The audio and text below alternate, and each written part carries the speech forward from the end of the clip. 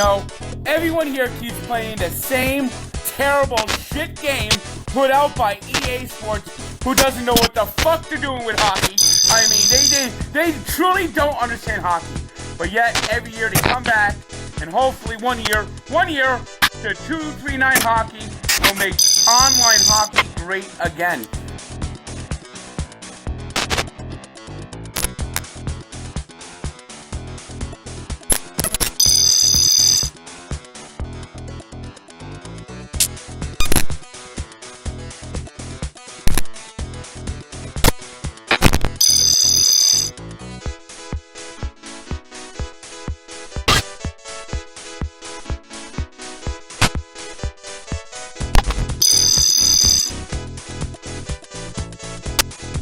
No fucking clue what I just said. I imagine you guys are playing video games, so hopefully you guys get out a couple times, get some exercise, a little fresh air, not just sit in front of the Xbox.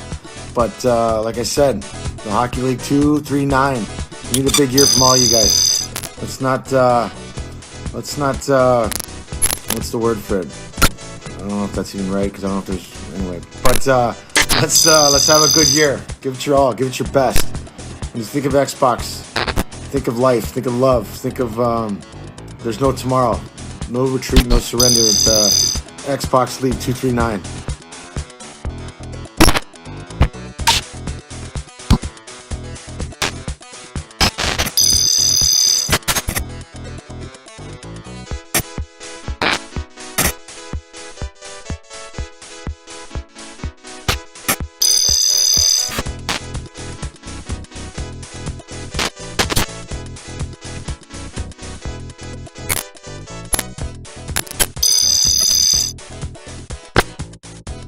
This league has been around for 29 fucking years. You know, we got Yambag, the founder, who hasn't done jack shit for 28 seasons. You know, he must be a fucking Maple Leafs fan. He's at the Maple Leafs. You know, that's what he is. He's at Yambag in the Maple Leafs. I mean, they haven't been to the Stanley Cup final now in almost 60 years. I mean, not since there was only 6 teams in the league. I mean, that's a joke.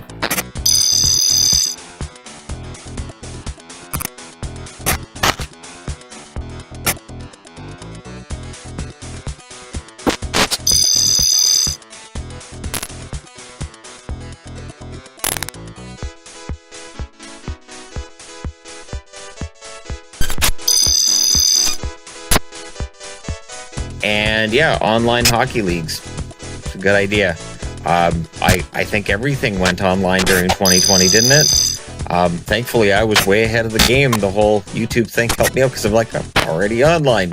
I didn't need to change anything. I just needed to stay socially distanced from myself.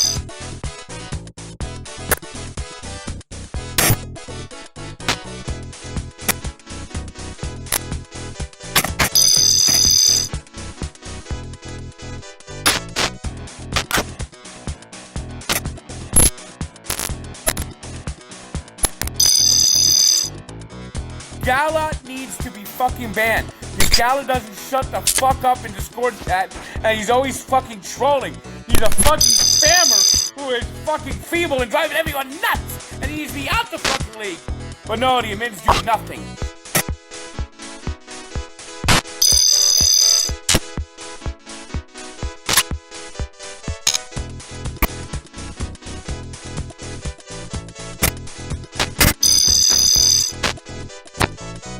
I just want to say hi to everyone. Brick for Vezina. I guess he deserves it. Alright, take care of yourself.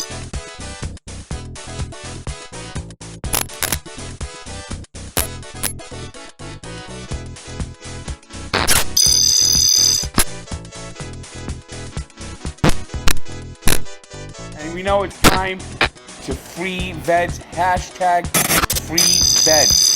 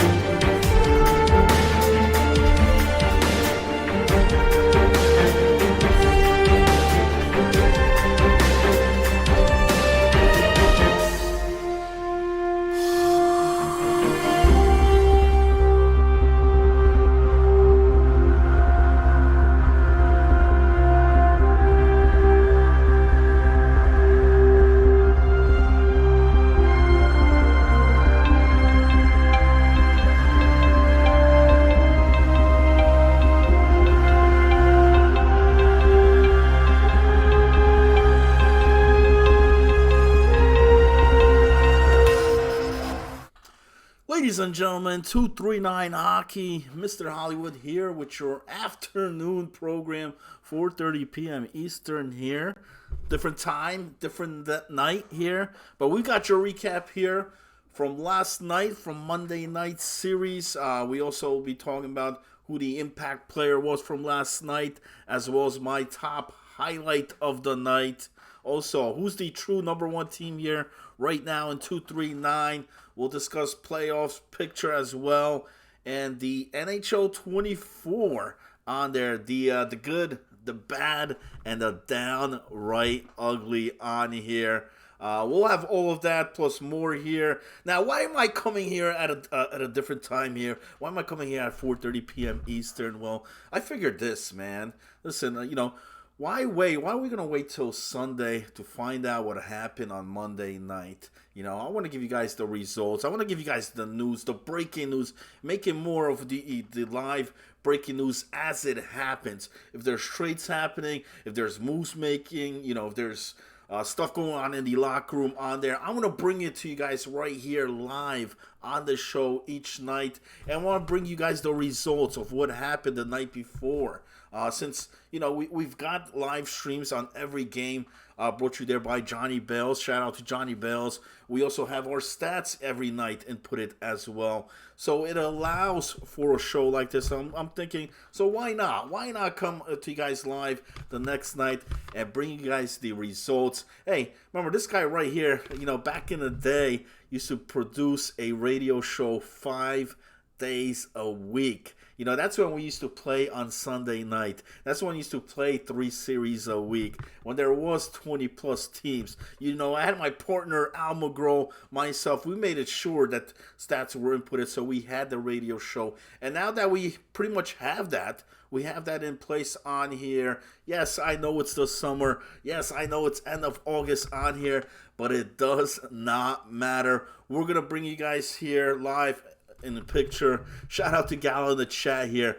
I'm just here to listen to Drug get roasted while I take a dump. Awesome. Hey, whatever it is, it does not matter. Thank everybody here tuning in. I know it's a different time. Not many people may know, but I'm going to try to make this thing consistent on here, each night. Let me know what you guys think. What do you guys think about this 4:30 show, Tuesday through Friday, as I recap each night, the prior night series, plus if there was any moves, any trades made. I'm looking at the site now, man. I mentioned this last week. Now it's week 2 here already. When are we, or are we getting the team names on the website? Is that even a thing? Is that going to happen here on there? We've got logos. We've got the team names. What is the holdup on here? Now, I'm not trying to be rude. I'm not trying to be nasty on here. I just want answers. Can we have an answer as far as why? Why is it taking so long for this? Is it something that is not going to be able to be done? Is it something that's, preventing from this being done? Is it a sign of laziness? Somebody doesn't want to input it on there? Like, what is the situation? Can we have at least answers so I don't have to keep asking each week of when are we gonna get it? Just let me know. I mean, all I want to know is if it's gonna happen, if we're gonna have the team names, or are we stuck with just the captains listed as the team names? So in that aspect, I mean, why we need team logos? Why we need team names? You don't, So, and also, our schedule is going to be moved, man. I still see a series from week 1, which we know has been moved. We have the new date. Are we able to move those into the correct date so when they are actually inputted on there, they don't mess around of the other weeks or not inputted in this week on there, so we get the right stats for each week? Is that a possibility? Or once again, is it something with the coding, or something with the update? I don't know. I'm not a coding guy, so I don't get into all that. But if somebody could just let me know, like, what's the situation with that? Why? I mean, there's no reason of not having it on there, Well, why wouldn't we have that? But maybe I'm the minority on here, Maybe other people got to speak up. Maybe they just don't care. Maybe because it's the summer season. But then I look at it here. I look at the last 2 seasons, same thing on there. So who knows, man? But hopefully somebody figures it out, man. Somebody just figure it out. But let's get things started, man. Enough of me babbling on that, man. I could get on that all day. But so what happened Monday? Monday was an interesting series. One series only, 3 games as we always play. But it was an interesting one on here because it featured 2 teams, One of them, which was currently the top team after week number 1, I think only suffered 1 loss. Very good defensively. They made some moves defensive-wise. The goaltender's been playing phenomenal on there. I'm talking about Drug Monkey, which his name was mentioned earlier on the show. And their offense, as always, was clicking on there. And they go up against a first-time captain, Sexy Rocky, on here. Put the team together. Was very criticized, not just by myself, but with majority of the people on there. Because, listen, when he came into the, let's face facts, man. I mean, when he came in here as a captain, you take a look at the list of captains on there. You got Good, you got Big C, a guy that's been multiple times, multiple times as a champion, as a winner. Shout out to Swizz, man. Thanks for the follow. Renfrey as well. Appreciate it. So, so you have a captain that, let's face it, I mean, he came in on here. A lot of people didn't even know who Sexy Rocco was, man. I mean, you take a look. I mean, he's only been here, 2 seasons? And you can't even really count last season. He was pretty much just a waiver fill-in, like my man Swizz wrote here. He was a waiver fill-in. He didn't play on a team there. He did the first season, which I know he got moved around here and there. So he came in with that, and the expectation, I don't think was so high on there, compared to, you got a guy like Wizzy out there as a captain. You got Lemansky out there as a captain, with Big C, all these big-time players. And then on top of that, he goes out and he makes the biggest bid of the night. 59, on a guy like Shem, he pretty much, goes all in on there. And then you got guys like, he got guys like Adrenaline, which I think went for like 1 bod, right? Adrenaline on there. Sometimes it's not even drafted. Maybe ends up on the waivers. You got a goaltender like J Squad, another guy that's very criticized on there. Sometimes not picked up. Some captains really don't pick him up on there. But he went that route and has made things happen. So week 1 on there, without his 59 bod player, without his star player on there, he was competitive on there. And so I wanted to see this week what would happen. Now he gets Shem in the lineup. The vacation is over. Is it going to improve his team on there? Because sometimes, sometimes we saw, teams in the past, when Pale Poner got, let's say, Schwartz, it was like, like it was going to be the team to beat on there, but it doesn't turn out that way. Came the playoff route. Same thing, I remember when Mosh picked up B. Cripps, goaltender, and that team was good already, and then now they got him. So what would happen here? And then they're going up against that top team so far. Raleigh has had a good last couple seasons, especially during the regular season. But man, game 1 here. We'll start right into the recap on here. First game, these guys came in there and pretty much punched Raleigh right in the mouth here, man. I'm talking about 5-0 blowout here. And it started right off the back. I think not even 2 minutes into this game, they got on the board. It was 3-0 at the end of the first. They tacked in 2 others later on. 5-0 shutout. The captain there, Rocco, with a hat trick here. Shem comes in, his season debut here for the season. 1 goal, 3 assists, 4 points. And what about my man J Squad in net there? A shutout win. Did not allow any goals at all here. And, even with, I think they had like 3 penalties in that third period.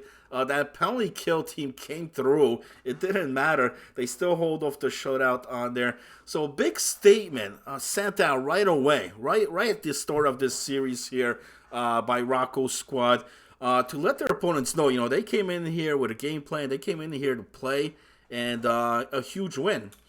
We move on though, but game 2, and This one was interesting.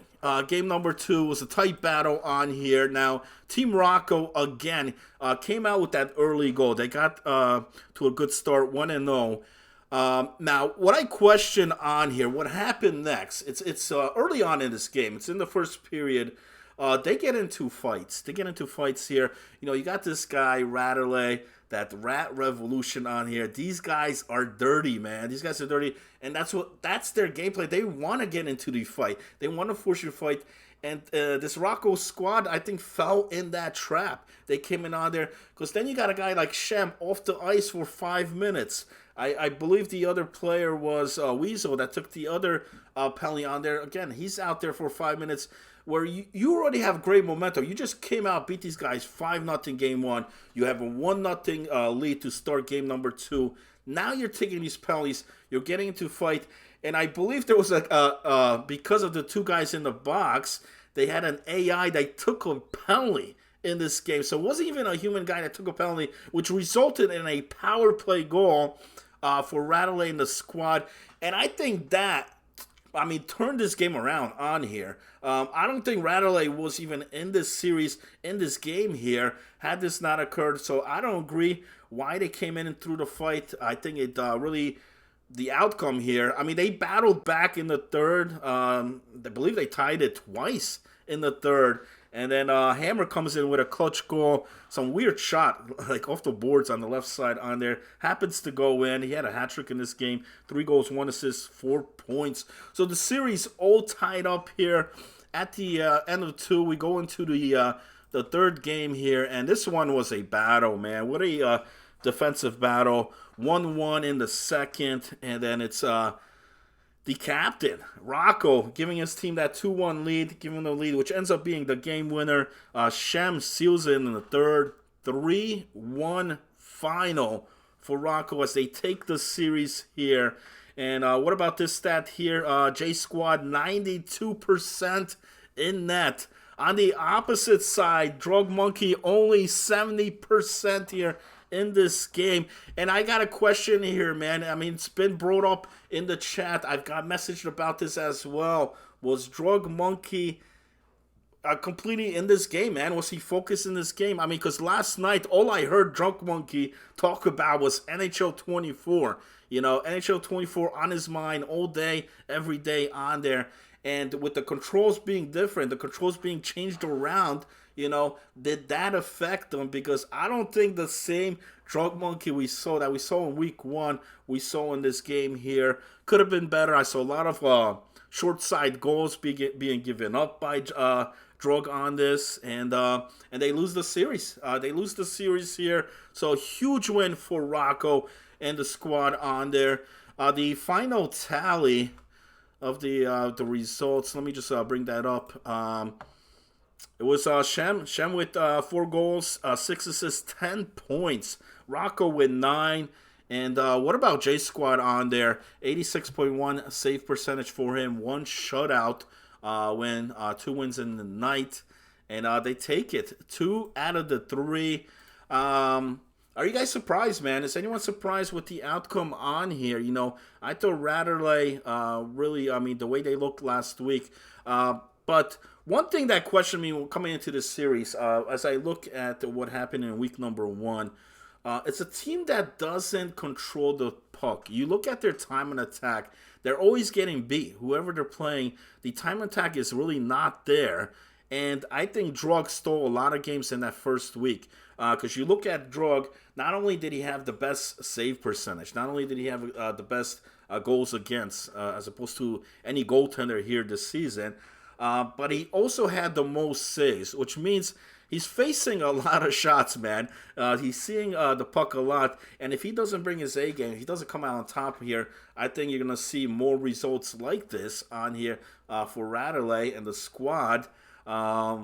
As they gave up, you know, here's a team that played great. It's a team that blew out Big C. You know what I mean? They came in there and just demolished that squad, swept them, man. And here they're giving up 11 goals to this Rocco squad. So shout out to Rocco. I was very hard on him, you know, post-draft on here, as many others were too, who put him towards that bottom of the power rankings. But now, I mean, do we see something else, man? Do we see something else? Is there potential here for Rocco and the squad?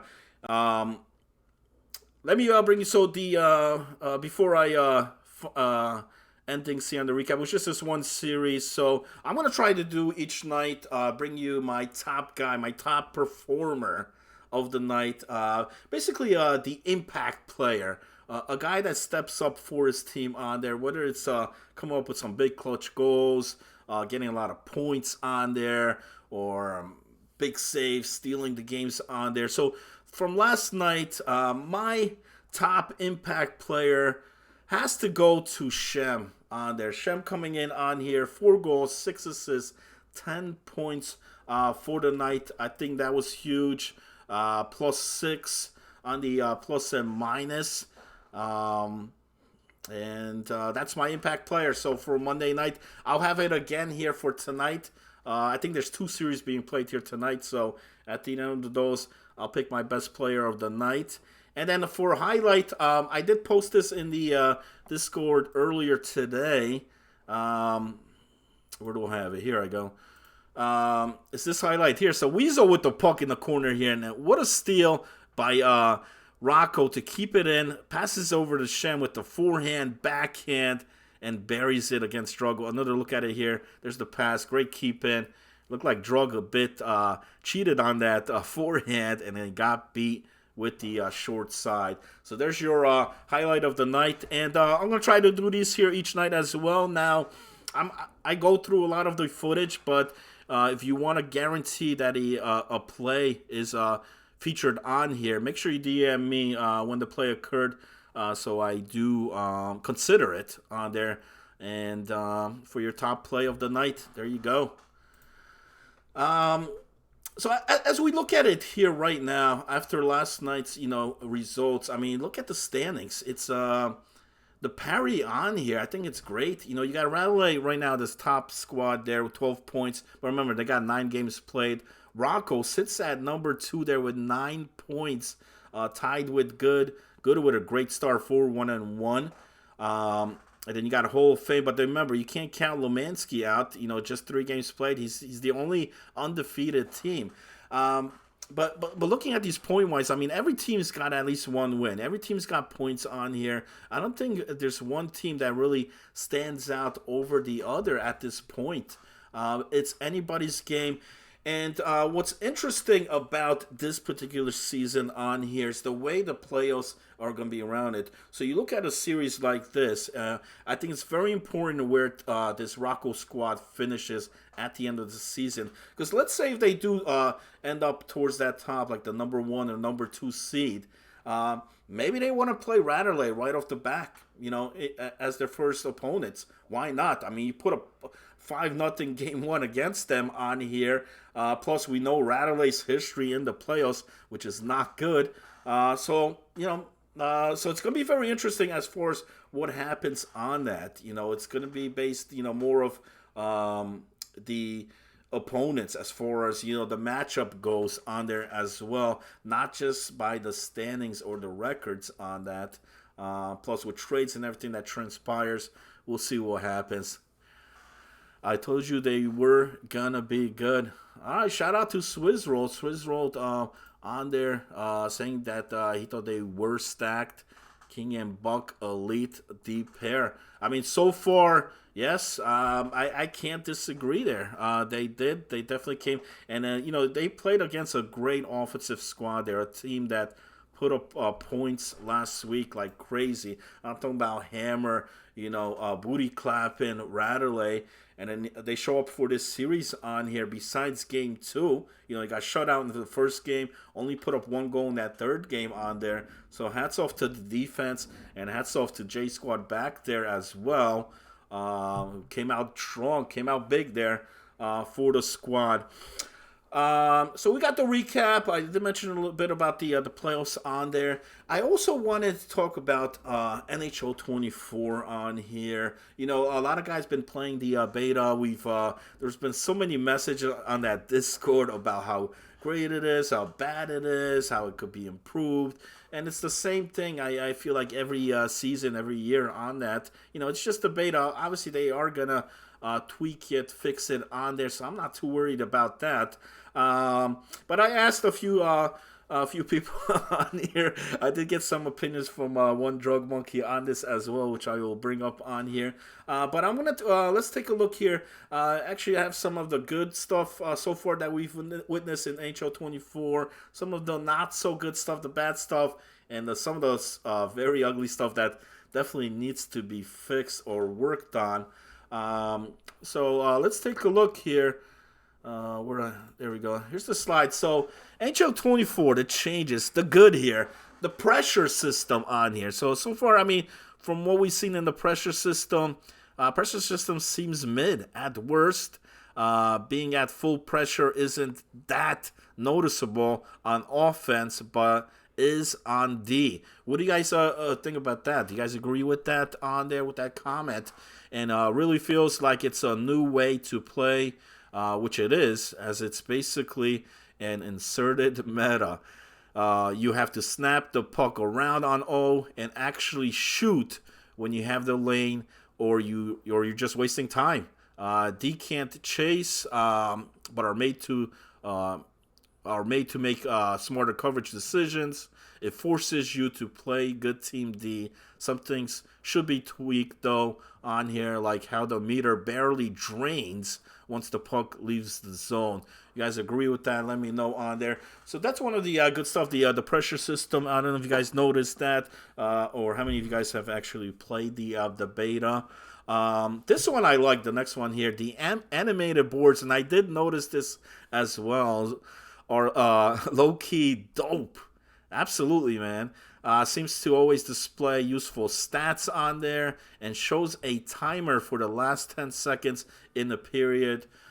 Is a welcome addition, especially for those that play with the sound off. And I could relate that. I've been on teams where the players go, oh, I don't know, there was no time left on there. So I agree. That's a great thing to see with the how much, the final seconds on there on those boards. I wish you could put the www.239hockey.net on there, man. That'd be great as well. But yeah, animated boards. I think it's a good addition. Then we have Total Control. After getting used to it, it's in fact fun. You guys find the Total Control fun or what? Most likely won't be used by high-level players, but should lead to a lot of highlight reel goals in 239. Yeah, if you could definitely figure it out. I mean, we're talking about highlight goals of one great Cosmic Fade comes to my mind, man. I know he's not in the league anymore, but you guys know what I'm talking about. The fancy stuff between the skates, stuff that most of us can't perform, but the man does it night in, night out. So Total Control for those type of players, definitely cool. Breaking Glass is kind of cool. I agree. It spiderwebs on a shot and shatters on a hit. Just great.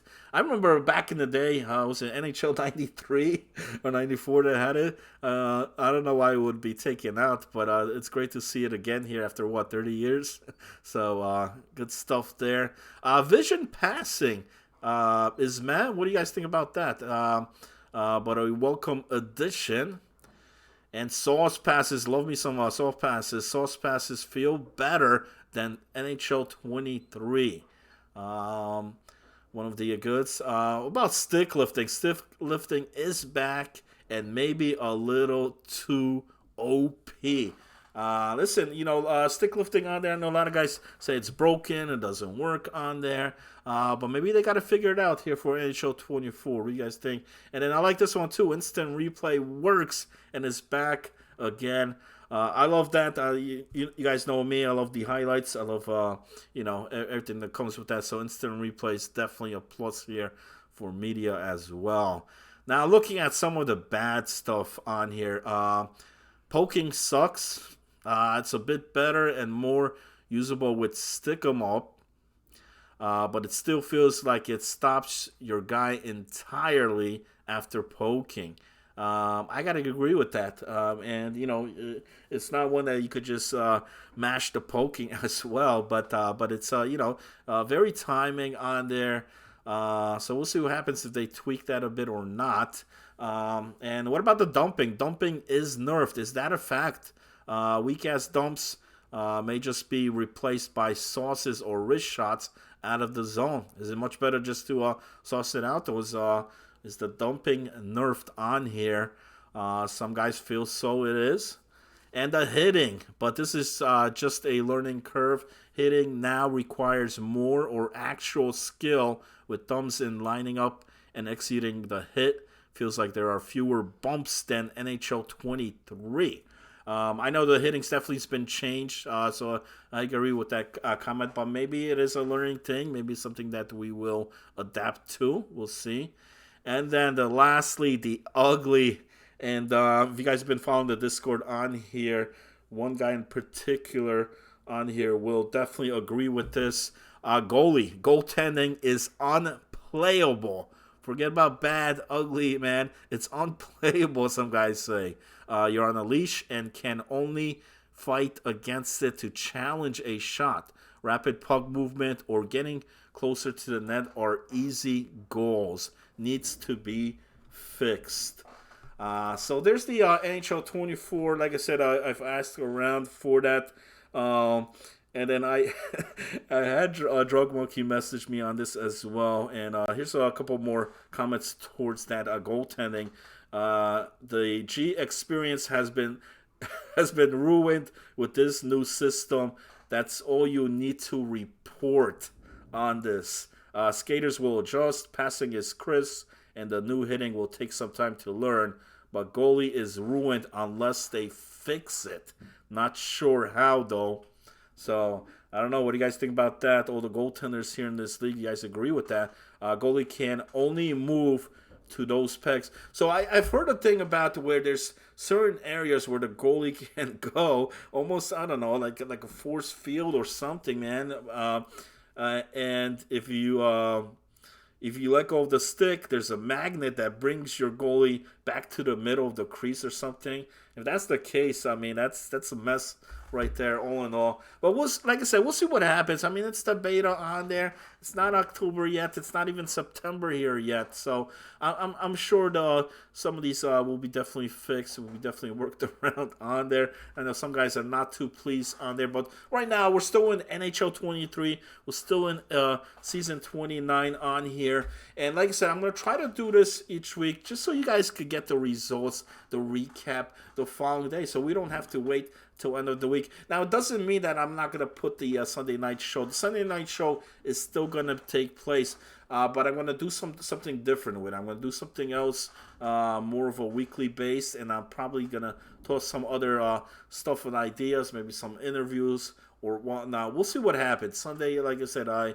have time to think, but like I said, I wanted to do the recap. If trades happen, you'll hear about it here tomorrow. I'll be back Wednesday. Let me know what you guys think.